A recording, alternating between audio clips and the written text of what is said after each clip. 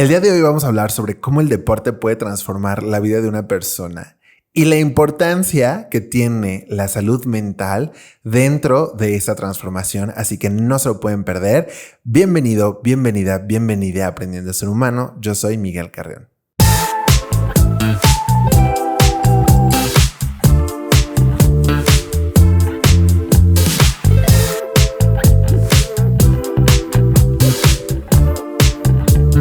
Estoy muy emocionado, de verdad no saben el capítulo que les tenemos hoy. La persona que está frente a mí, hace ratito estábamos platicando y yo ya estaba con la boca abierta de todo lo que me estaba contando, de todas las experiencias que ha vivido, de las anécdotas que tiene, del trabajo tan increíble que ha hecho. Así que no me queda más que presentárselas. Por favor, recibamos con un fuerte aplauso a la psicóloga del deporte, Diana Sosa. ¡Yeah!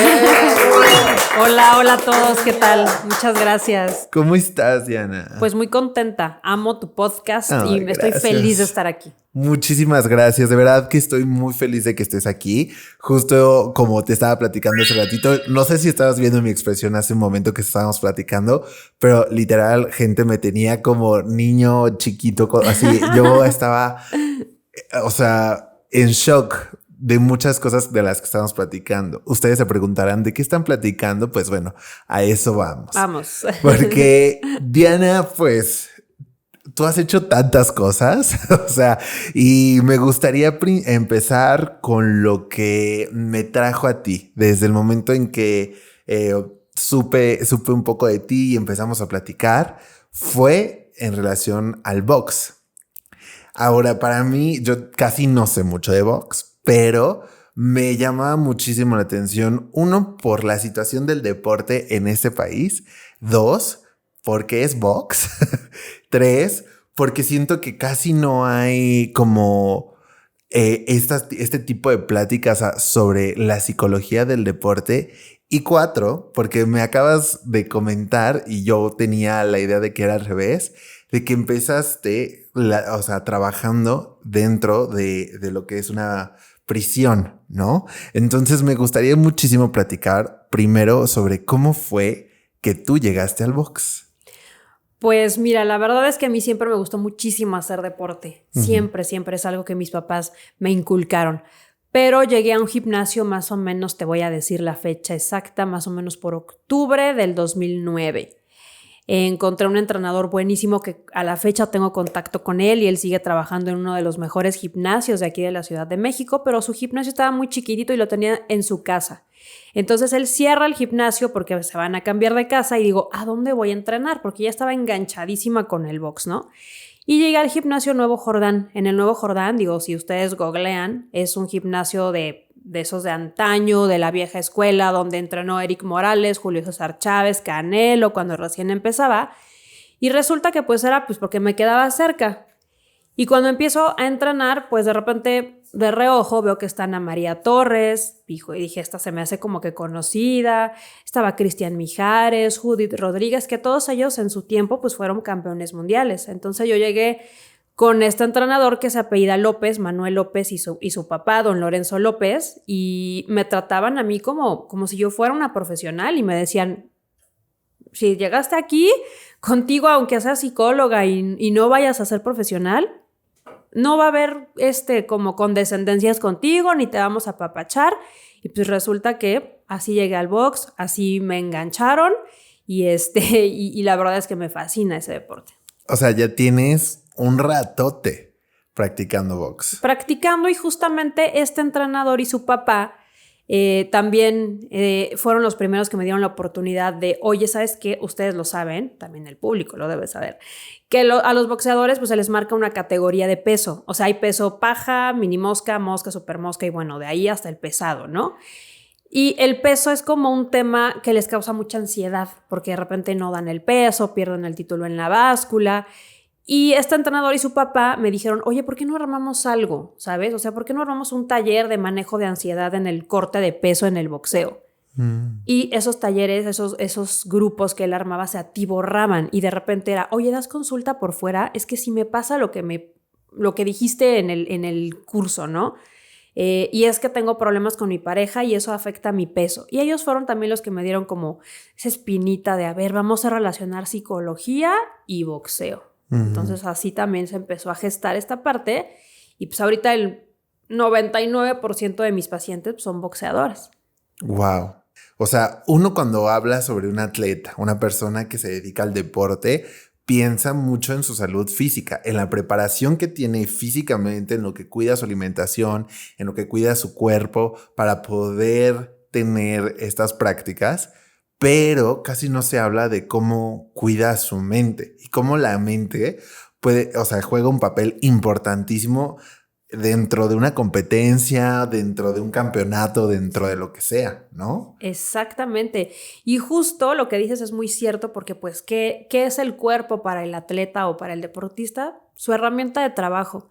Entonces se le ha dado mucho peso a la parte de nutrición, a la parte de medicina, fisioterapia, pero yo siempre les digo, a ver, si de aquí arriba, la cajita aquí arriba está mal, pues todo el cuerpo no va a responder. El cuerpo siempre sigue a la mente. Y como bien dices tú, muchas competencias a veces se empiezan a gestar desde la cabeza y se ganan a veces mucho desde antes de subirse al ring. Y ahorita ya se le está dando más peso a la salud mental en el boxeo. Ok, pero vamos un poquito otra vez hacia atrás en la historia. Cuando tú empezaste en la psicología o cuando estabas, no sé, estudiando psicología, tu primera ida no era hacia el deporte, digamos, ¿o sí?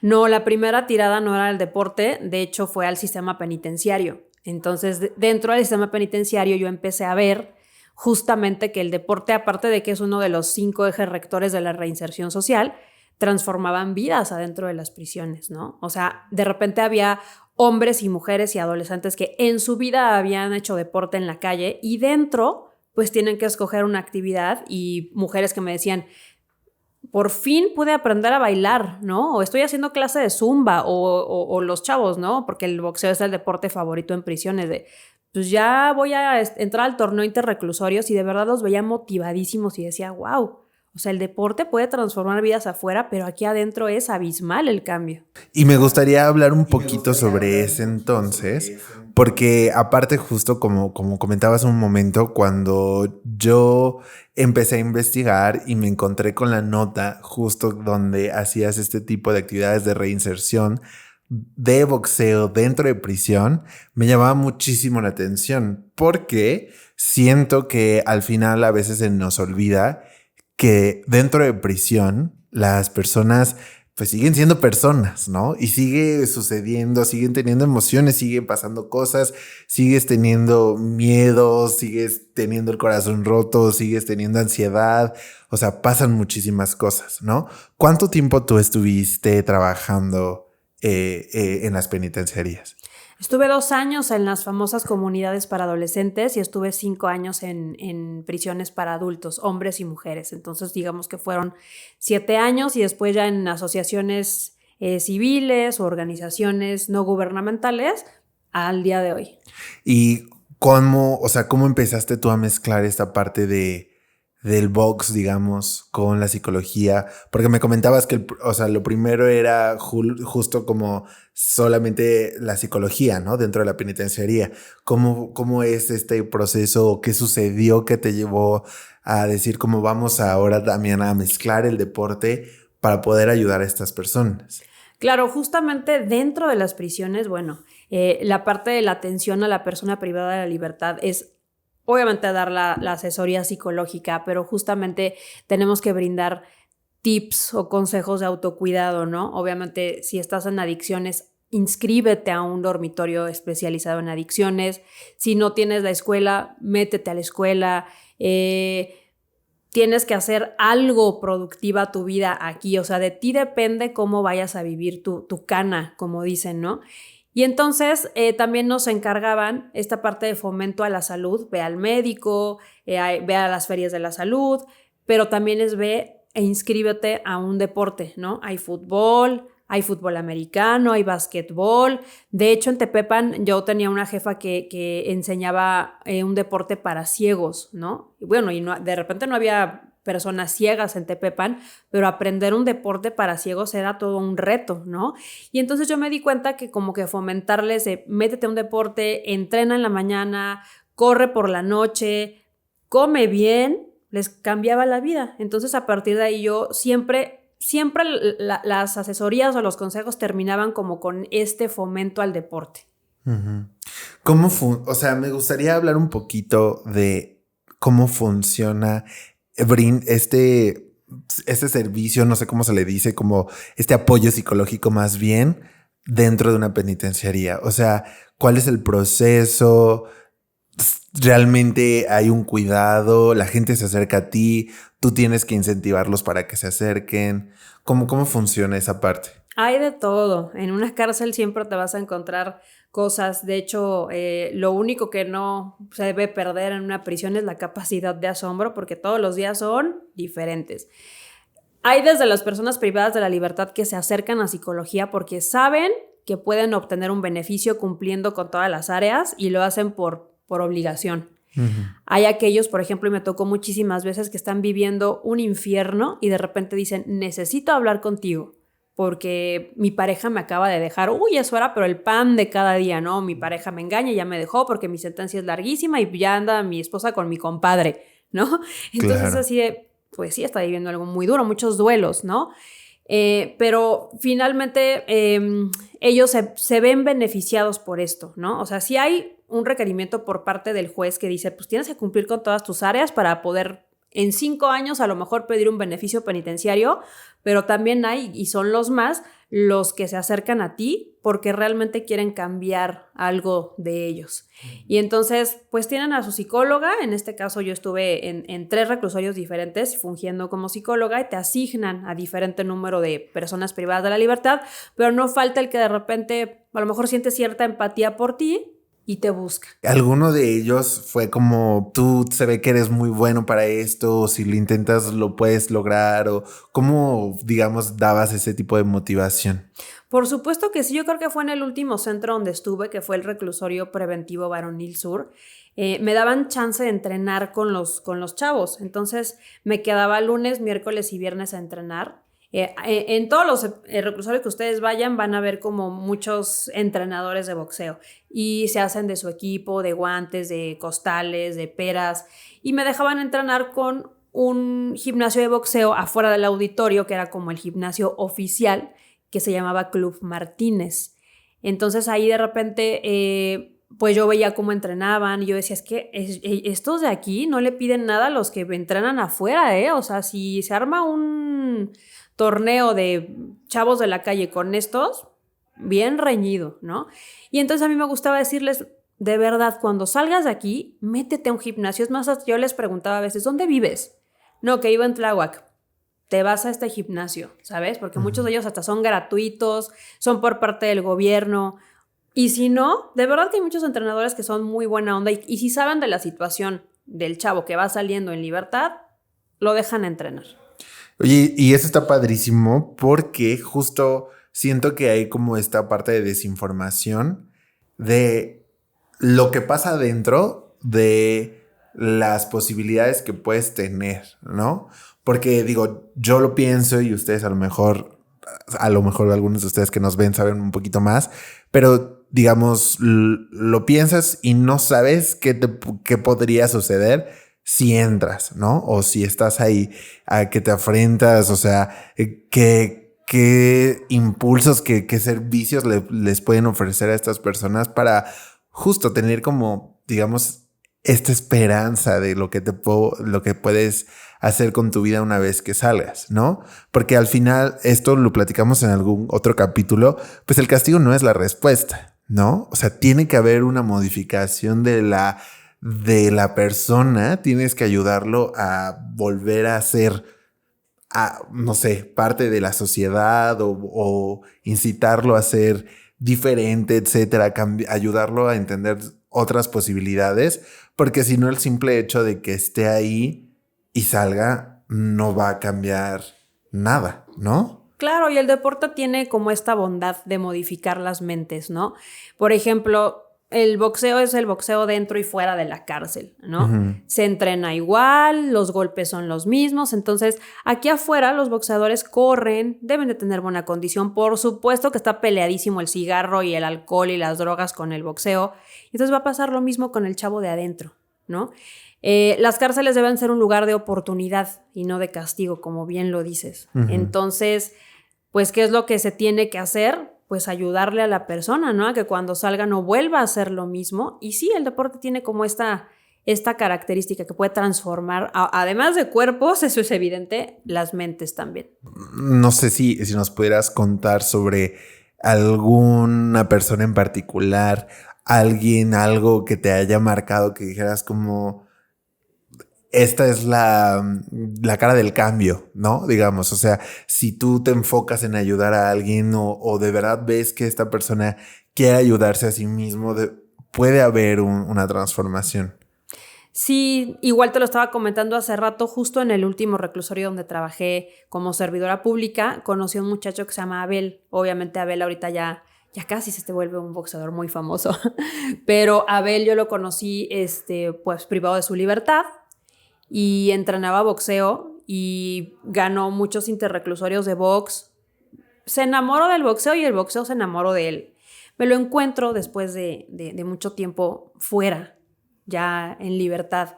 Y me dio muchísimo gusto verlo porque seguía entrenando y de hecho me contó la historia, o sea, su historia me dejó muy marcada, ¿no? Sale en libertad justo creo que en pandemia, sin trabajo obviamente, sin oportunidades como muchas personas, y dice que se fue a un parque con un par de guantes, se puso a hacer sombra y puso un letrero. Por ahí tengo una foto muy buena también en mis redes de se dan clases de box.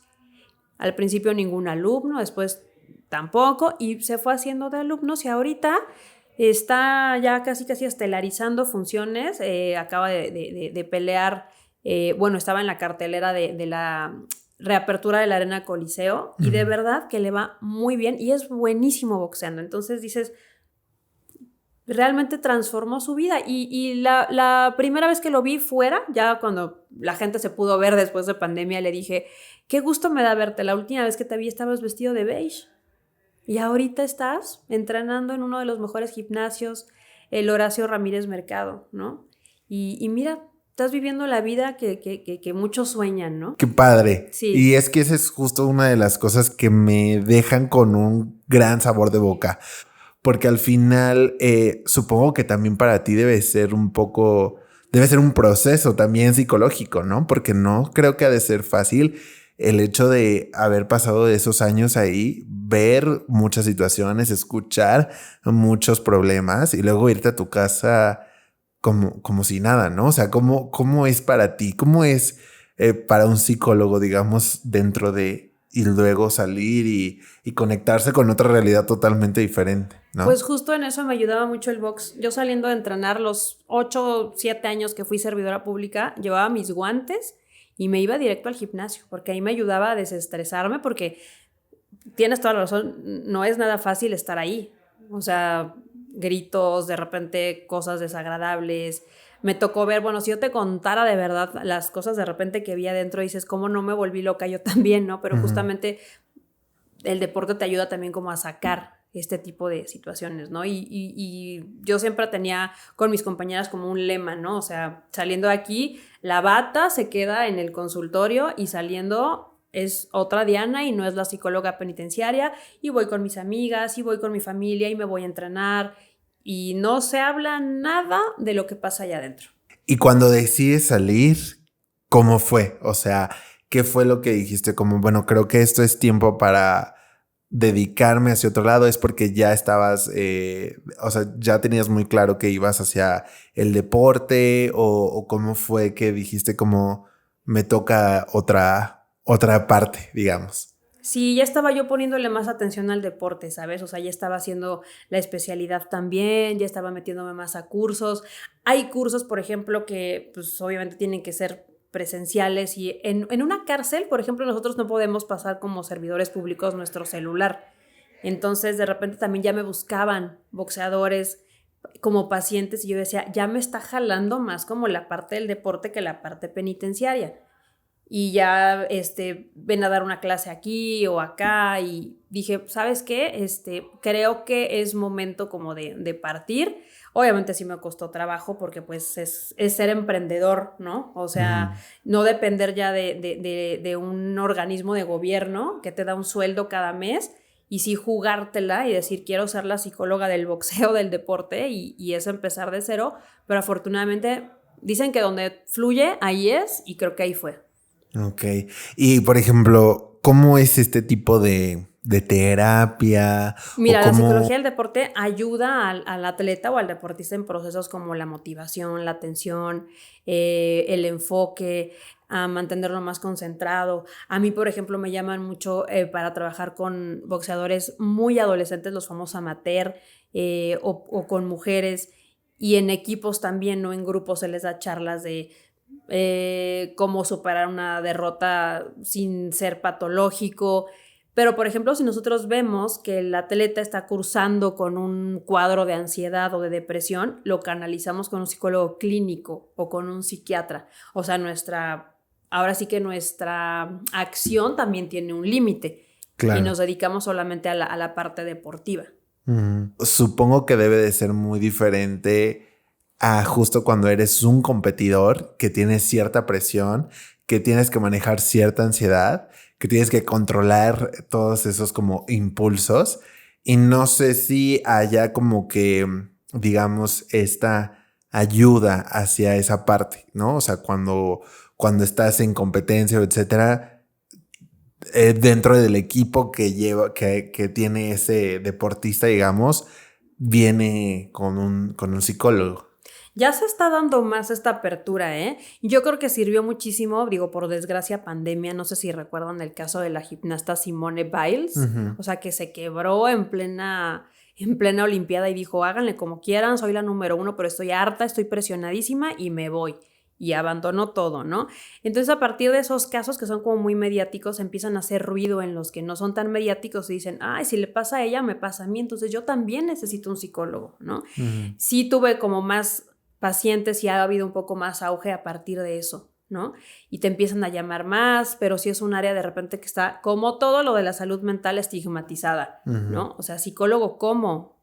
Si no estoy loco. Claro. ¿No? Psicólogo, no, si yo estoy bien. O de repente me ha tocado pacientes, atletas que dicen, mira, estoy subiendo foto con mi médico, casi, con mi nutriólogo, pero no digas que vengo contigo, ¿no? O sea, o no voy a subir foto contigo, pues porque no quiero que sepan casi que estoy tomando terapia, ¿no? Pero bueno, es respetable, cada quien tiene sus tiempos, sus procesos, pero ya se está dando un poco más esta apertura, y por supuesto que es necesaria la presencia de la psicología deportiva, porque como te decía hace rato, ¿no? Muchas veces los entrenamientos empiezan en la cabeza, ¿no? O sea, y no solamente para los atletas, para nosotros también. O sea, si alguien va a pesas, lo empieza a gestar desde la cabeza. Hoy no tengo ganas de ir a entrenar pesas, sí, pero es que tengo que ir porque ayer no fui. La motivación empieza aquí, y en muchas competencias también la victoria se empieza a gestar desde antes de que empiece, ¿no? O la derrota. Yo he tenido muchos casos de ven al rival y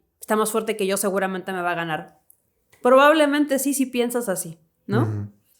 ¿Qué crees tú que es como el parteaguas ahí que hay que manejar? Pues que, por ejemplo, haya menos estigma, ¿no? En la parte de la salud mental, que haya más información, que los mismos entrenadores también tengan esta apertura de incluir en el equipo de trabajo un psicólogo del deporte, que los atletas también tengan esta parte como de sensibilización de, bueno, poder tener el mejor entrenador, el mejor nutriólogo, pero si no estoy motivado o no tengo esta disposición mental, algo va a estar fallando, ¿no? Entonces, que se haga mucha conciencia de que la salud mental en el deporte es, pero como dicen por ahí, canasta básica también. Y ahora, ¿esto cómo lo enfocas exclusivamente hacia el box?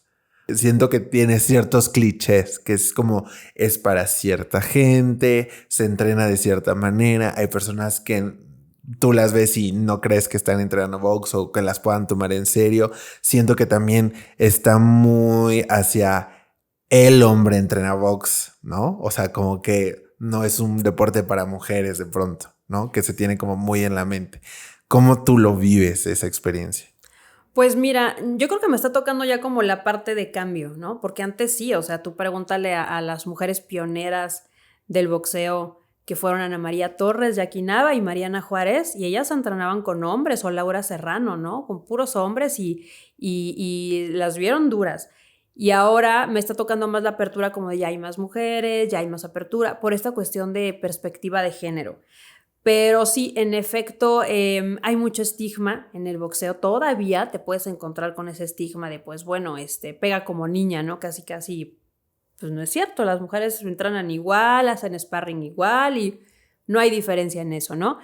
Pero sí hay estigma de que, por ejemplo, el boxeador o la boxeadora pues siempre tiene que estar fuerte, siempre tiene que estar motivado, aguanta cualquier cosa si aguanta golpes. Y no, también es un ser humano antes que ser boxeador y necesita atención también, ¿no? O trabajar esta parte psicológica en algún momento. O sea, imagínate la psicología del boxeador, que es un deporte que no se juega, ¿no? Como el fútbol o el básquetbol. Y que desde chiquito, porque muchos de ellos empiezan a los 5, 6 años, 7, 8, sabes que te van a subir a un ring y te van a pegar en la cabeza, te van a pegar en el cuerpo, los golpes blandos, como le dicen. Entonces eso también es algo muy fuerte, ¿no? Entonces, por supuesto que debe de haber en algún momento alguna intervención, porque es normal sentir miedo, ansiedad por eso, ¿no? O sea, ni las manos están hechas para pegar, ni la cabeza está diseñada para recibir golpes, imagínate. Claro. Y échale ahí también, que yo siempre les digo a mis pacientes, ten un neurólogo de referencia, ¿sabes? Porque te están pegando en la cabeza, que es donde van el 90% de los golpes en el boxeo.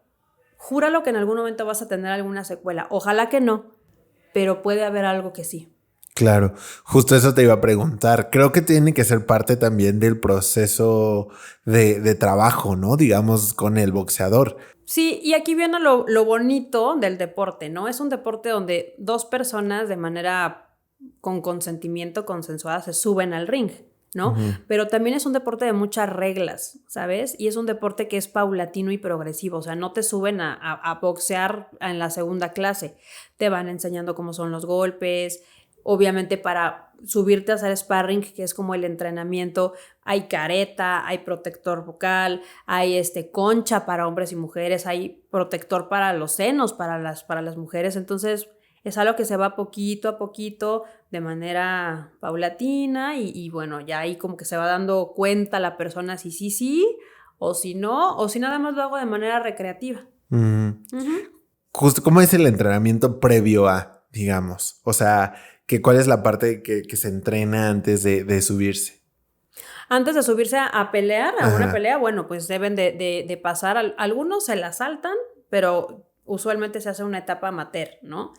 De repente vas a escuchar cuál es tu récord, ¿no? Como amateur, 50 ganadas, 12 perdidas y 4 empates. Entonces los entrenadores van viendo, ya tiene como que la edad, las facultades, vamos a debutarlo como profesional.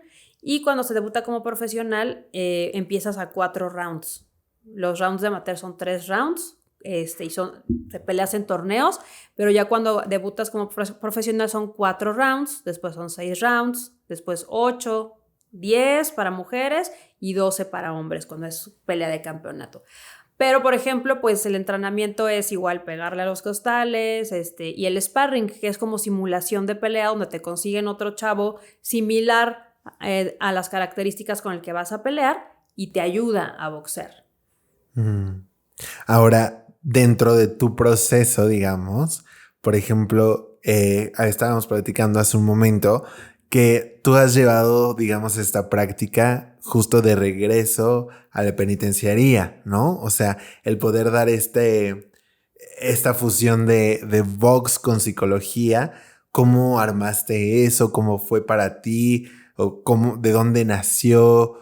¿Cómo ha sido el recibimiento? Pues justamente el recibimiento siempre es muy bueno.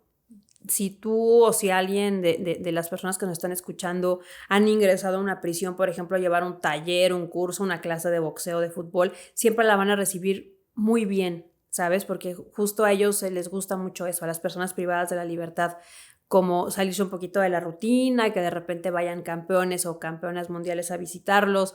Entonces funcionó bastante bien y la cuestión que se trabaja mucho o que yo trato de trabajar mucho es, hazlo desde aquí. O sea, el proceso de reinserción no empieza cuando sales, empieza desde adentro.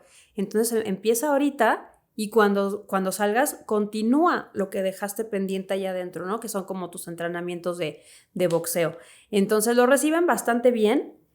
Obviamente no falta quien no vaya, pero pues ya allá adentro pues es como yo elijo lo que quiero hacer. O sea, pero perdona que te interrumpa, pero todo mundo lo debe de tomar, digamos, este taller. Puede que sí, o sea, quien se inscriba, o de repente las mismas autoridades penitenciarias dicen, te vamos a prestar un salón de usos múltiples del centro escolar.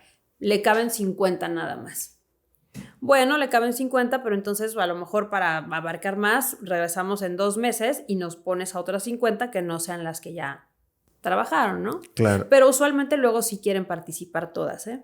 O todos. ¿Es fácil llevarlo? ¿Cómo se presenta esta, digamos, iniciativa? ¿No? Sí, se presenta al Instituto de Reinserción Social y obviamente tiene que estar súper bien fundamentado, ¿no? Misión, visión, objetivo, participantes, qué vas a llevar, quién va a ir, cuánto va a durar, de cuántas sesiones y usualmente sí lo aprueban, ¿eh? O sea, lo que les sirva a ellos, que sea útil, que sea de deporte, de escuela, de arte, de música, usualmente sí lo aprueban. Tienen bastante apertura para que ellos salgan beneficiados de esta experiencia. Uh-huh.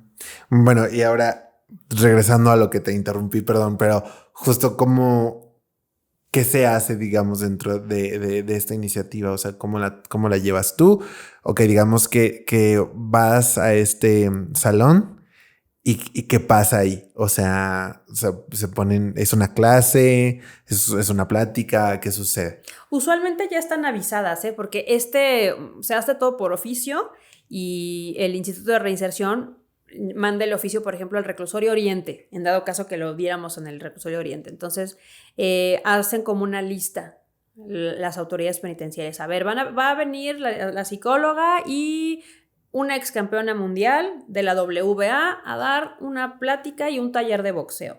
Entonces ellos arman como la lista para ir organizando y que nosotros nada más lleguemos al salón, ellos ya están avisados, nosotros damos como un preámbulo, hola, soy tal, somos tal, venimos de tal asociación, vamos a darles una plática de psicología del deporte y al final la campeona va a dar unas palabras y vamos a entrenar.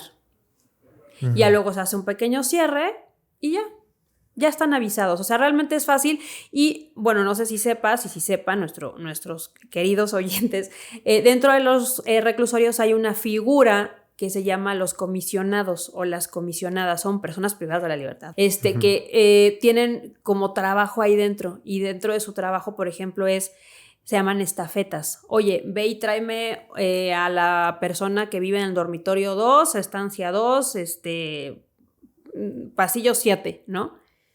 O ve y lleva esto a centro escolar, o de la lista que está aquí, que van a dar el taller de boxeo, tráeme a todas estas personas. Y ellos hacen eso, te facilitan mucho. ¿Qué necesitas? ¿Un pizarrón? Trae el pizarrón. O sea, son como, digamos que empleados de ahí de los centros. Uh-huh. Oye, y por ejemplo, una vez que digamos que termina esta sesión, la gente se acerca a ti o se acerca a la persona con la que vayas y platican, los dejan platicar o es como doy mi taller o esta sesión y me voy o sí hay como un acercamiento entre las personas, te llegan y te preguntan, o sea, como que esta parte de poderlo hacer como más humano, digamos, ¿no? Sí hay ese acercamiento. Y de hecho me ha tocado, por ejemplo, que llego a centros y me ubican, ¿no? De cuando trabajaba allá adentro, llegan y te abrazan, ¿cómo estás? Te saludan, te quieren dar la mano. Y sí hay personas, por ejemplo, que se quedan al final y, oye, es que lo que dijiste en el taller como que me resonó. Pues ve y trabájalo con tu psicóloga, yo te recomiendo eso. O te empiezan a contar cosas, ¿no? Oye, ¿qué crees? A mí me fascinaba el box desde que era chiquita y qué bueno que veniste a dar la clase porque ven más seguido, ¿no? Y sí hay como esta posibilidad de acercamiento. ¿Cómo lo planeas, digamos? Porque ahorita, por ejemplo, que decías que vas con un ex campeón o algo así, o sea, ¿Tú lo planeas y vas sola o le pides a alguien que te acompañe? ¿Es de una asociación? ¿Cómo sucede? Sí, es por medio de asociaciones ahora o de fundaciones que yo he ingresado. Y pues ahora sí que por todos los años que llevo en el boxeo digo, pues, a ver, ¿a quién me llevo? ¿No? Uh-huh. Y nunca faltan manos de yo quiero ir, yo te acompaño y reciben muy bien a esta población deportiva, ¿no? ¿Y cómo lo planeo? Te platico del último que di, por ejemplo, fue en Santa Marta, Catitla, el mes rosa, que es el mes de octubre, que es de prevención de cáncer de mama. Justamente me llevé a una boxeadora de Querétaro, que es sobreviviente de cáncer de mama, y ella les dio como la parte de autoexploración, y a mí me tocó dar como la parte de pues autocuidado, ¿no? O sea, no necesitas hacer octubre para explorarse, explórense. Ellas acababan de tener la visita móvil para hacerse mastografías, pero aún así terminamos el taller y hubo muchísimas dudas, ¿no?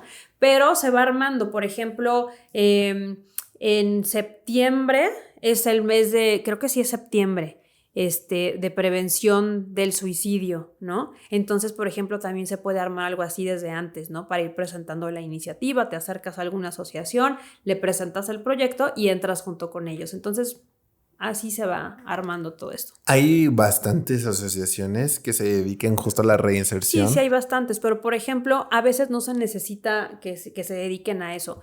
Te voy a poner un ejemplo. Cuando yo estaba trabajando ahí en el Reclusorio Sur, empezaba a gestarse, este nuevo término de nuevas masculinidades, ¿no? De que los hombres pueden barrer, pueden cuidar hijos, se les puede dar licencia por paternidad y en muchos reclusorios había quejas de que de repente los indígenas, pues por cuestiones culturales, le pegaban a sus esposas o a sus parejas en la visita, ¿no? En las visitas o en los comedores, porque pues es mi vieja y yo la puedo tratar como quiera, y las parejas se dejaban. Entonces llegó una asociación que no tenía nada que ver ni con reclusorios, pero quiso abordar como este problema para que bajara la incidencia de la violencia de los indígenas, hombres, a sus parejas mujeres. Y de verdad que estuvo divertidísimo ese taller, porque era una renuencia así de, no, pues mi mujer es mi propiedad, ¿no? Como una vaca, mi mujer es mi propiedad, y tú así de, no. Y ellos llevaron un taller padrísimo, les dejaron unos juegos de mesa recreativos que les encantaron y pues ojalá que se haya podido ver cambios, ¿no? Pero ellos no tenían nada que ver con el sistema penitenciario y quisieron ir a dar un taller de eso. Wow. Oye, justo hablando, digamos, vamos a tocar un poco más este tema, porque de lo que hablábamos hace rato cuando estábamos allá afuera, o sea, es muy fácil juzgar la conclusión del hecho que los lleva o que lleva a una persona a esa situación, ¿no? Y al final, como persona que somos de pronto, no podemos evitar el tomar partido ante la vida de otra persona y juzgarla por sus acciones, ¿no? ¿Cómo logras tú tener esa empatía o esa manera de poder tocar o conectar con una persona que si está en una situación así es porque ante los ojos de la sociedad ha hecho algo malo? De repente sí es complicado, ¿no? Sobre todo, ahora no pregunto cuando voy a trabajar cuál es la razón por la que están ahí, porque no me compete, ¿no? Porque yo ya no soy servidora pública y yo voy a limitarme a dar un taller, una clase, una plática y punto. Pero de repente cuando sí trabajaba ahí y veía o leía los expedientes, porque siempre tienes que leer un expediente antes de ver con quién vas a trabajar, los delitos de repente eran atroces, ¿no? Y tú decías, híjole, a lo mejor yo soy mamá y esta mujer mató a su hijo, ¿no? Y a lo mejor me hace clic porque mi hijo tiene la misma edad del bebé que mató, ¿no? Pero entonces ahí sí es como sacar la parte profesional, ¿no? Vienes a chambear, vienes a trabajar y vienes a ayudar a esta persona a que no lo vuelva a hacer. O sea, también en ti tienes esa responsabilidad, ¿no? De poder a lo mejor propiciar un cambio en ella, porque siempre va a estar la voluntad, pero puedes propiciarlo y que no quede en ti. Pero sí es de repente muy duro saber por lo que van. Pero también las personas cuando trabajamos ahí en el argot penitenciario existe eso de, pues tú también tienes un pie adentro, ¿no? O sea, nadie Nadie está exento de pisar cana en algún momento de nuestras vidas, ¿no? Porque a lo mejor se te cruzó alguien en la calle, lo atropellaste sin querer, por alguna razón, hasta injustamente, ¿no? Puedes llegar, entonces es como, pues yo también déjame pasarme mentalmente, aunque sea del otro lado, y fomentar esta empatía. Claro. Sí, ay, qué fuerte. Sí. Es que justo, o sea, yo digo, me pongo en la posición y no, yo no sé qué haría. Y ahora lo que también me gusta es que el hecho de que aún te hayas ido, digamos, regresas, ¿no? O sea, y tienes estas iniciativas y sabes que ayuda de cierta manera, ¿no? ¿Sabes qué me decía uno de mis pacientes? Justo, perdón que te interrumpa, era un paciente que se volvió mi comisionado en el Reclusorio Sur y le decían Chiconautla, era su apodo, porque había estado en el penal de Chiconautla y aparte de Chiconautla creo que se recorrió todos los del Estado de México y estaba en el sur. Y justo él me dijo, por lo que vengo al Reclusorio Sur, no lo hice, de verdad, o sea, todo lo demás sí lo hice, pero este de delito me acusaron injustamente y me decía, pero ¿sabe que hay una leyenda aquí en las cárceles que de la cárcel te llama? O sea, cuando tú tienes que estar en la cárcel te reclama. Y yo, no me asustes. Sí, o sea, eso lo sabemos todos. Debía muchas cosas.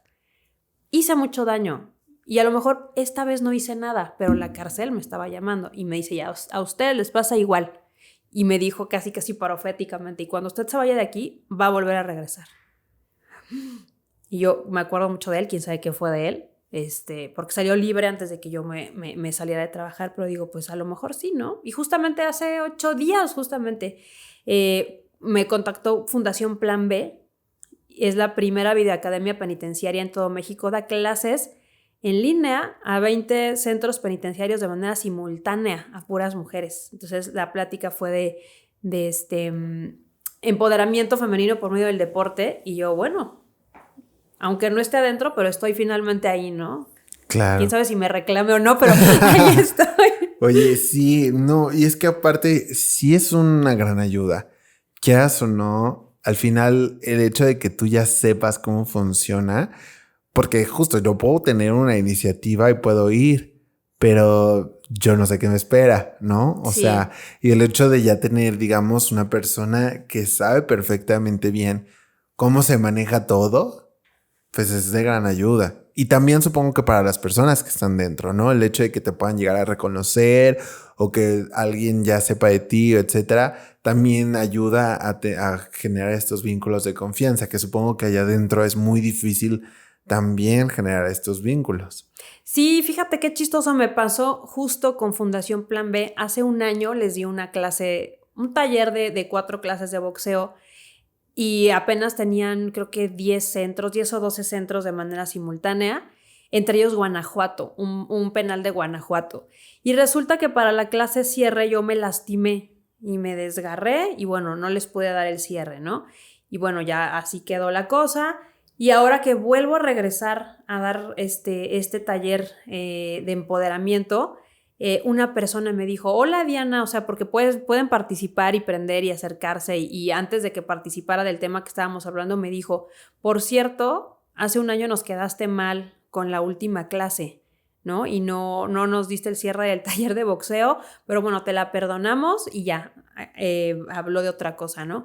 Y esto es algo que siempre yo, cuando tenía pasantes o gente que iba a entrar a trabajar a reclusorios, les decía, no les mientas nunca, no te sientas como con poder sobre ellos, no les prometas cosas, no les digas nada que pueda ilusionarlos, porque ellos, o sea, aquí lo digieren bien diferente que nosotros afuera, ¿eh? Si tú le prometes que le vas a traer 1 kilo de cerezas y no se las traes, o sea, lo va a estar pensando y a lo mejor te va a reprochar, y afuera tú vas y te compras el kilo de cerezas, pero no juegues con ellos, o sea, eso es muy feo. Y luego pasaba de repente con muchos abogados, estos que son, ay, ¿cómo se llaman los que te ponen gratuitos de oficio? Te lo juro que les decíamos mis compañeros y yo, no les digas que lo vas a sacar en 1 mes. Por favor, porque luego les decía, venían el expediente, ay, robo, tu caso está súper fácil, no se los digas, porque en ellos albergar una esperanza es muy diferente a la esperanza que yo tengo afuera adentro. Claro, justo. Sí. Y eso me gusta que lo hayas tocado porque ¿cómo lo tomas, no? O sea, ¿qué son las cosas que puedes decir? ¿Qué son las cosas que no puedes decir? ¿De qué manera los llevas, no? Porque supongo que también va a depender de la persona, pero, por ejemplo, una persona que tiene una condena muy larga, pues, ¿cómo lo hace sobrellevar el día a día, ¿no? Y mantener ese interés en algo, porque supongo que hay mucha gente que sobrepasa esa parte de la esperanza e incluso de la resignación, del hecho de saber, pues, que está ahí y que probablemente estará ahí toda su vida. ¿Cómo funciona eso? O sea, ¿cómo puedes tener esa conexión con una persona? Híjole, sí es bien difícil este punto de cuando tienen sentencias bastante largas, ¿no? Me tocaba desde las mujeres que venían, por ejemplo, de los juzgados del Oriente a Tepepan y bajando de la camioneta, luego me las llevaban a intervención en crisis. Es que le acaban de decir su sentencia, ¿no? Y entonces pues ya las dejaba yo que lloraran y que me platicaran. Pero también me tocó la otra parte, ¿no? Que ya llevaban algún tiempo adentro y que tenían una sentencia bastante larga y de alguna manera tú tienes que tocar ese tema, ¿no? Por cómo se está adaptando, cómo lleva el proceso de adaptación, qué está haciendo. Entonces, con ese tema y con algunos otros, yo siempre, o a mí siempre me funcionó muchísimo por ejemplo, oye, fíjate, con todo el respeto del mundo, fíjate que es parte de mi trabajo. Tengo que tocar este tema, dime si quieres que lo toquemos ahorita o posteriormente, pero en algún momento lo vamos a llegar a tocar, que es el tema de tu sentencia, o es el tema de la situación por la que estás aquí. Yo no les decía por el homicidio, por el robo, por el venta de drogas, es por el tema por el que estás aquí.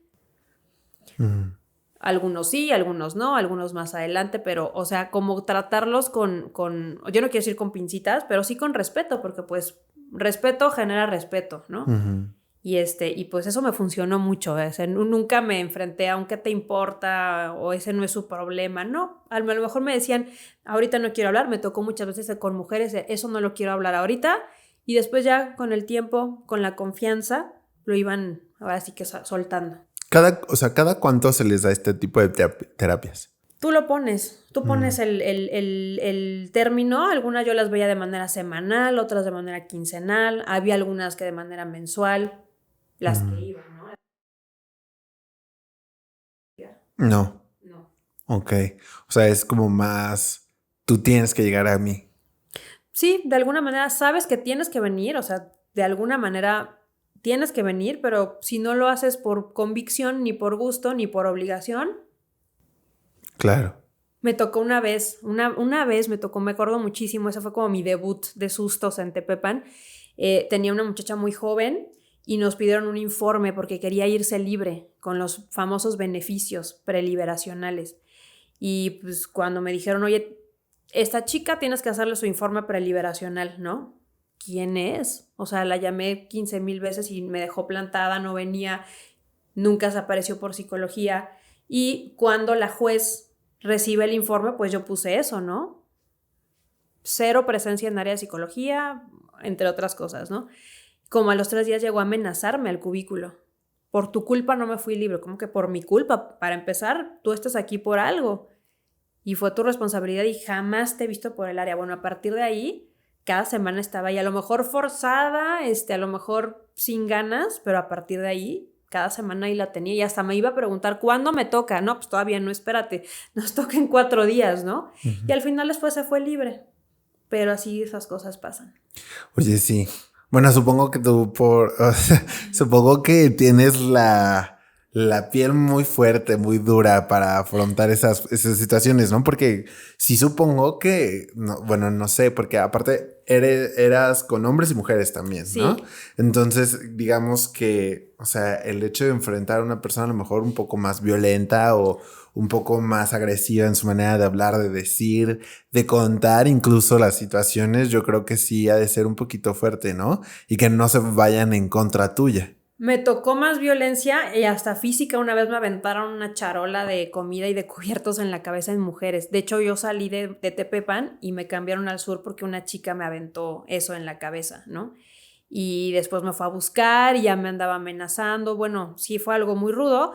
Y en el sur, en algún momento sí me llegaron a alzar la voz los hombres, algunos enojados por la situación en la que están. Obviamente, pues hay mucho estrés, pero en los varoniles está como la característica de las mujeres las respetas, ¿eh? Y en el momento que alguien se pasaba, no solo de listo conmigo, sino con compañeras, no tienes idea cómo les iba. O sea, los mismos compañeros se lo sonaban. Wow.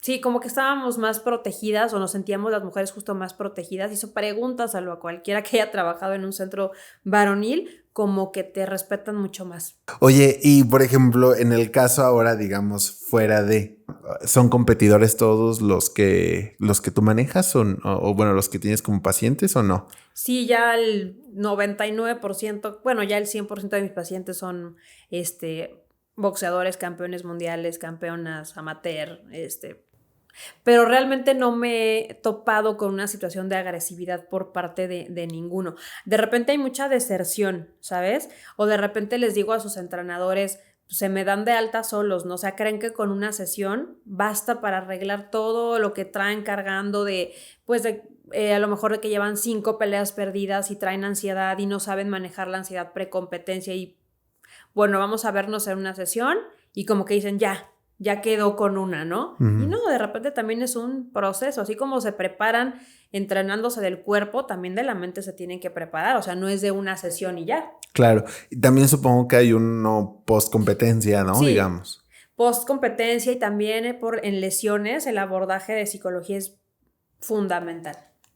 Sí, ¿no? Justo, o sea, ¿cómo afrontas eso? Porque incluso supongo, o sea, si llega a suceder una lesión grave o alguna situación que te impida competir o que te impida seguir entrenando por un largo tiempo, cuando eso significa todo o es lo que haces, supongo que ha de ser muy difícil el afrontarlo emocionalmente, porque te quitan pues sí, tu modo de vida, o sea, tu manera de, pues, tu cotidianidad, ¿no? Te quitan tu ingreso, es una pérdida muy fuerte, te quitan tu actividad y échale que luego el boxeo, pues, o como cualquier deporte, ¿no? Pero en específico un poquito más, a lo mejor te está bajando los niveles de ansiedad y ahorita sin entrenar, sin correr, estoy subiendo de peso también porque pues no estoy haciendo la actividad física que estaba haciendo, entonces de repente se me juntó todo y sí debe haber un manejo psicológico. Uh-huh. Oye, y fuera de...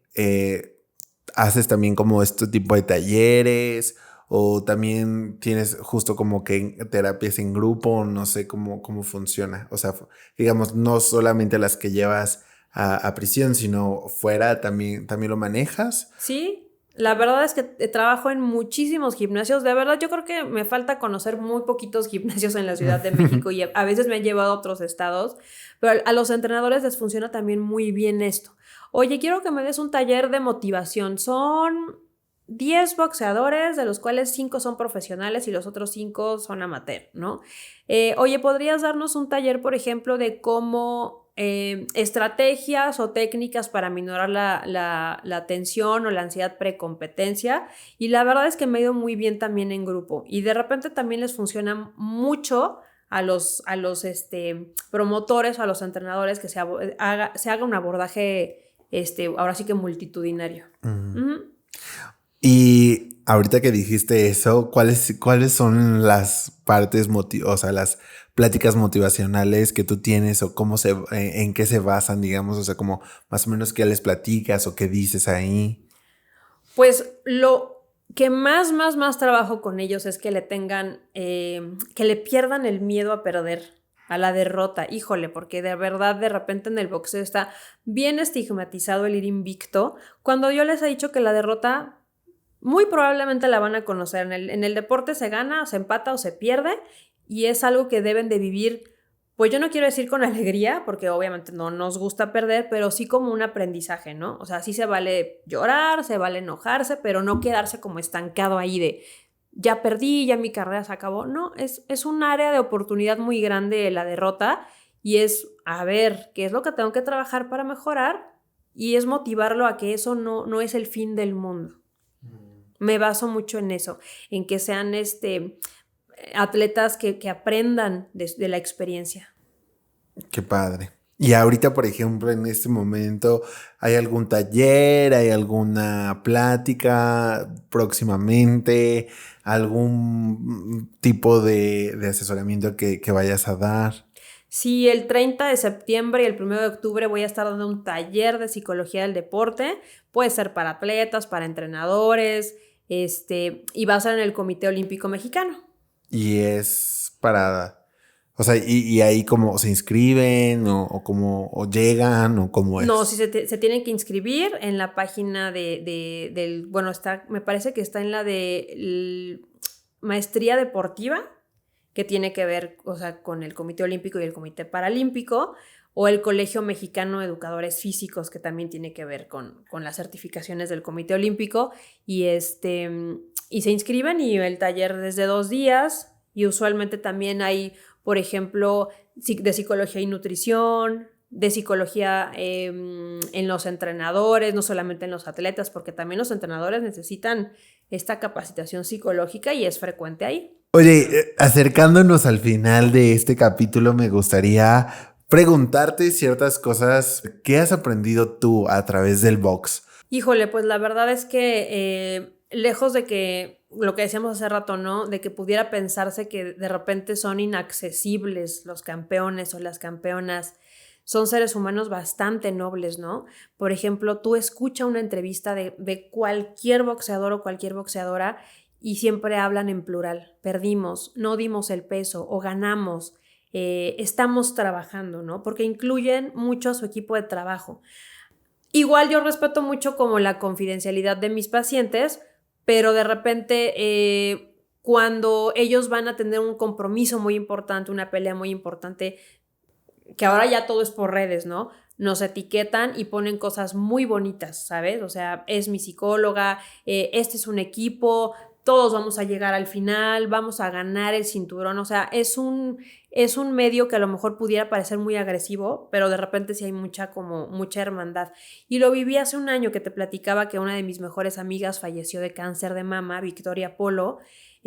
Cuando el medio se enteró que Victoria, que fue contendiente 2 veces a título mundial, se enteraron que tenía cáncer, hicieron y deshicieron en juntar fondos, rifas de guantes, todo mundo llevó algo, todo mundo aportó algo y dices, bueno, esto me ha enseñado que aquí también se puede conocer gente muy bonita.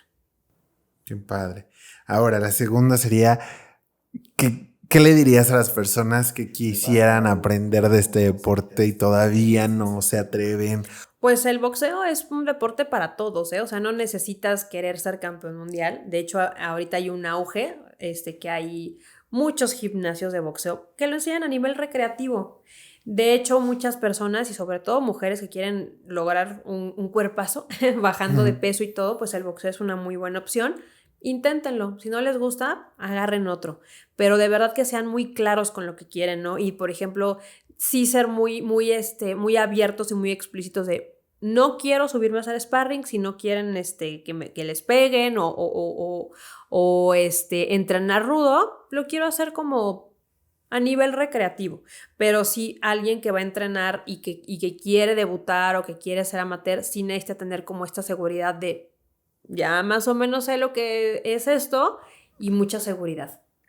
Perfecto. Y por último, me gustaría preguntarte, ¿qué le dirías a esas personas que justamente son deportistas o atletas que tienen como que este miedo hacia la terapia, ¿no? O de que todavía existe esta parte de tabú hacia acercarse con un profesional de la salud mental para pues poder lidiar con la presión, con la ansiedad, con el nervio. Pues que finalmente es por su bien, ¿sabes? O sea, si alguien tiene una lesión en el hombro, pues va con el fisio a lo mejor o con el médico ortopedista, pero si tú tienes algo en tus emociones o en tu salud mental, no lo postergues, porque finalmente si tú sabes que tienes algo, que siempre sabemos cuando tenemos algo, ¿no? Estas cuestiones no tienden a mejorar, tienden a empeorar. Entonces, si no lo atiende uno al momento de raíz y que sepan que a lo mejor es algo que va a ser, pues no fácil de resolver, pero que se atrevan a hacerlo, ¿no? Porque si no, a veces hay cosas que solitos no podemos, necesitamos la mano, el consejo, la guía, la asesoría de alguien que está preparado, un profesional de la salud mental, para poder salir de esa situación. Entonces, que no tengan miedo. Duele menos que los golpes, ¿eh? Sí. No, hombre, pero se le tiene más miedo, yo creo, ¿no? A un golpe. Sí, la verdad, se le tiene más miedo al psicólogo que a un japa. Sí, yo creo que sí, no, pues es que o sea, todo lo que está aquí nadie lo ve, digamos, exacto, ¿no? Sí. Y una vez que le empiezas a escarbar, yo creo que es lo más difícil porque te da miedo lo que tú solito vas a encontrar. Sí, y aparte estas cosas de verdad, o sea, las cuestiones de mucha ansiedad o una depresión o las adicciones no surgen de manera espontánea, ¿eh? O sea, no son de que, ay, se me ocurrió estar triste o se me ocurrió consumir alcohol. O sea, es algo que se viene gestando de tiempo atrás y si no se atiende en estas señales, van a empeorar. Les dejo de tarea ver la historia de Edwin Valero, un boxeador venezolano que terminó bastante triste esa historia y era comparado con Pacquiao. Es más, decían, en algún momento se van a enfrentar y Pacquiao ahí se le va a acabar su reinado porque este tipo dicen que pegaba, como dicen, como patada de mula al hígado, ¿eh? Y bueno, terminó muy mal, eso lo tienen que buscar porque es muy padre esa historia, muy triste, pero muy padre en el sentido de que ejemplifica, atiendan las cuestiones emocionales en el deporte. Totalmente. Oye, y por último, me gustaría preguntarte, fuera, digamos, de la parte deportiva, ¿qué fue para ti este tiempo siendo psicóloga dentro de una penitenciaria? O sea, ¿qué fue lo que aprendiste tú? Supongo que no sobre, digamos, no sobre prisión, sino sobre el humano, ¿no? Sí, hay una frase que me encanta, que sí engloba todo lo que yo aprendí, vi dentro de las prisiones, que es de Terencio, es nada de lo que es humano me es ajeno. Entonces, están como los extremos, ¿no? Aprendí a conocer que el ser humano es capaz de cometer atrocidades, de verdad, que lo que pasa en una cárcel a veces la gente que está afuera no se lo imagina, que no hay un día igual en una prisión. Y aprendí mucho a ser como desconfiada también, ¿sabes? O sea, no es bueno confiarse de nadie, siempre es bueno ver por ti y no es que seas egoísta, ¿no? Pero pues al final de cuentas nadie más lo va a hacer más que tú, o sea, tu autocuidado, tu protegerte siempre. Aprendí también, por ejemplo, a que todo lo que hagas siempre tenlo por escrito, cuidarte bien tú mismo, tus espaldas, ¿no? Pero también aprendí como el otro extremo, ¿no? Que siempre se puede cambiar, que las segundas oportunidades sí existen y que no hay que estigmatizar de, ay, estuvo en la cárcel y seguro es un asco de gente. ¿Quién sabe? ¿No? A lo mejor está ahí por un error, porque tampoco sabemos bien los casos y nunca los llegaremos a conocer siempre al 100%, pero sí hay gente que puede cambiar. Muchísimas gracias, Diana, por estar con nosotros el día de hoy. Gracias a ustedes. De verdad, te agradezco mucho tu tiempo, te agradezco mucho el que te hayas abierto conmigo. Me gusta mucho poder tener este contacto con las personas. Gracias de verdad por compartirme a mí, a la gente que nos ve o nos escucha un poco más de ti, para conocerte más, para saber todavía mucho más sobre lo que es, digamos, la psicología del deporte, la psicología dentro de prisión, las cosas que uno puede hacer. Y me gusta muchísimo que hayas podido estar con nosotros el día de hoy. Ahora, antes de terminar, me gustaría que por favor nos pudieras compartir tus redes o dónde la gente te puede contactar si es que alguien dice, ¿cómo sabes qué? Me gustaría inscribirme a un taller, me gustaría ir a clases de box, pero y ya supe que tú sabes de todos, entonces, ¿cómo te pueden encontrar? Pues mira, nada más tengo Instagram, es @psico del boxeo, como psicóloga, psico del boxeo todo junto en minúscula, y ahí me pueden contactar. Y por supuesto que ustedes ya todos están invitados a una clase de box y a un reclusorio cuando vaya a dar el taller, ¿eh? Perfecto. Muchísimas gracias, Diana, por estar con nosotros el día de hoy. Ya saben que a nosotros nos pueden encontrar como aprendiendo-ser humano en Instagram, aprendiendo a ser humano en TikTok, aprendiendo a ser humano en Spotify, iTunes, Amazon y aprendiendo a ser humano obviamente aquí en YouTube, para que se suscriban, se comenten, den like y todo lo demás. Y si llegaron hasta acá, nos vemos o nos escuchamos en el próximo capítulo. Bye. Bye. ¿Cómo te sientes?